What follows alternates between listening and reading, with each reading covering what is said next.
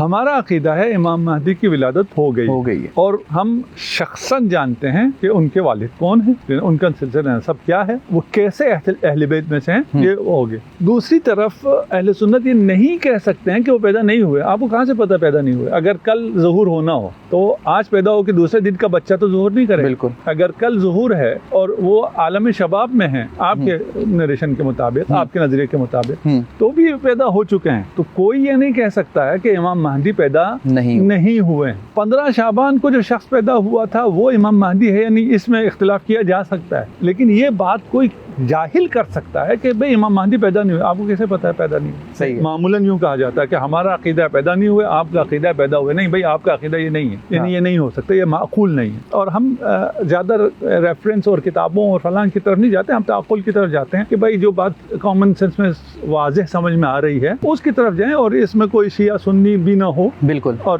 وہ جہاں پر اختلاف ہے، جس کا جو نظریہ ہے وہ ہم خود بتاتے جا رہے ہیں کہ کسی کو یہ کنفیوژن نہ ہو کہ یہ جو بات کر رہے ہیں یہ کس کا نظریہ ہے۔ اور ہم ابھی چل رہے ہیں متفق علیہ نظریات پر۔ رہ گیا کہ اگر ولادت ہو گئی ہے تو ظہور کیسے ہوگا؟ ولادت کے بعد ہی ظہور ہوگا نا، ولادت سے پہلے کیسے ظہور ہوگا، ہے نا؟ یہ پوچھ رہے ہیں نا مجھ سے جی۔ تو میں تو یہ واپس آپ سے پوچھ سکتا ہوں کہ اگر ولادت ہی نہیں ہوئی ہے تو ظہور کیسے ہوگا؟ ظہور سے پہلے ولادت چاہیے۔ ظہور کا مطلب کیا ہے؟ ظہور کا مطلب یہ ہے کہ امام ہمارے عقیدے کے مطابق موجود ہے، آپ کے عقیدے کے مطابق بھی موجود ہوں گے اگر کل ظہور ہونا ہے۔ ظہور کے لیے جو پری ریکوزٹ ہے وہ ولادت اس دنیا میں ہو، ہے نا، اور یہ مادی وجود ہو، کوئی نورانی وجود اور روحانی وجود ہو، وہ چیزیں نہیں۔ جب ہوں گے اس کے بعد ظہور فرمائیں گے۔ ظہور کا مطلب کیا ہے؟ کہ وہ اپنے آپ کو انٹروڈیوس کریں گے۔ آپ نے اپنے آپ کو انٹروڈیوس کیا، بالکل۔ میں نے اپنے آپ کو انٹروڈیوس کیا، میں فلان ہوں اور اس پوڈ کاسٹ میں بیٹھا ہوا ہوں۔ بالکل۔ میں ہوں گا تو انٹروڈیوس کروں گا، نہ ہوں تو کیسے کریں گے؟ بالکل۔ تو سوال الٹا ہو گیا۔